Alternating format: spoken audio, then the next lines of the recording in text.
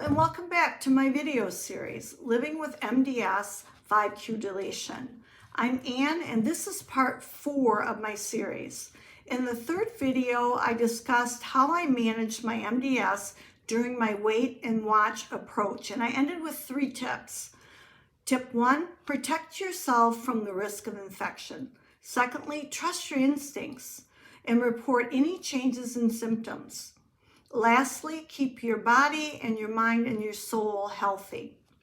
In this video, I'm continuing to dive into my journey with MDS 5Q deletion, but the focus of this video is how I managed my life while on Revlimid.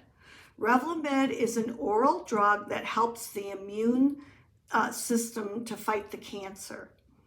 The beginning of May 2021, I started on Revlimid 10 milligrams daily. The good news is that within 1 month and for the next 2 years, I did not need blood transfusions. My hemoglobin was in a normal range from 12 to 14. My neutrophils remained low. They averaged 0.8. And my white blood count did increase to 2.8. And my platelets were in a normal range. In the beginning, my labs were checked weekly, but as I stabilized, it went from every other week and then monthly. I was put on 10 milligrams of Revlimid, and I did experience some nausea and GI upset, so I discussed with my oncologist reducing the dose to 5 milligrams. He agreed to give it a try. At 5 milligrams, I maintained my labs and I had very few side effects. I felt better than I had since my initial diagnosis in 2020. I still had occasional nausea, which I controlled with anti-nausea drugs. And I did have experienced some constipation, which I controlled with diet and Miralax.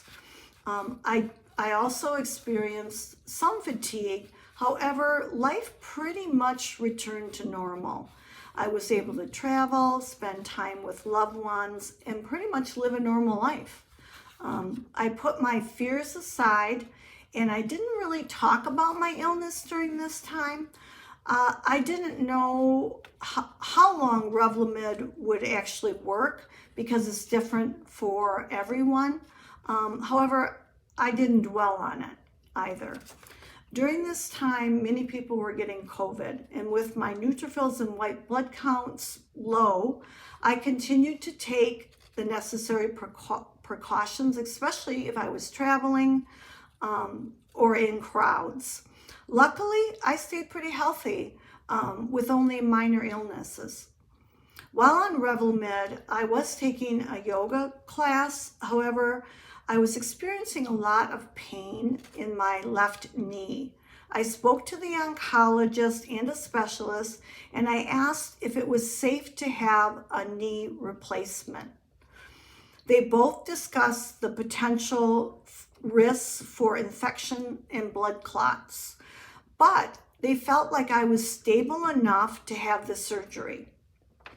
So they took me off Revlimid for 2 weeks prior to the surgery to help increase the neutrophils.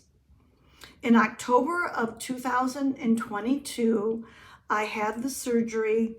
It was difficult, it was painful, and however, I did not get an infection, and even though it did take a full year to recover. During this time, my husband was my caretaker, as he had been throughout this entire MDS journey, until he was diagnosed with renal cancer, and that was in November of 2022. So just a couple months after I'd had that surgery. And he was given 6 months to live. During this time, I became his caretaker. It was difficult, yet it was a sacred time that we were able to spend together. And May 30th, 2023, my caring and beautiful husband passed away. Afterwards, just a minute. Afterwards, getting everything in order was very time consuming, and furthermore, I wasn't paying attention to my own health. During the summer of 2023, so just a couple months after my husband's passing, I noticed an unusual amount of bruising.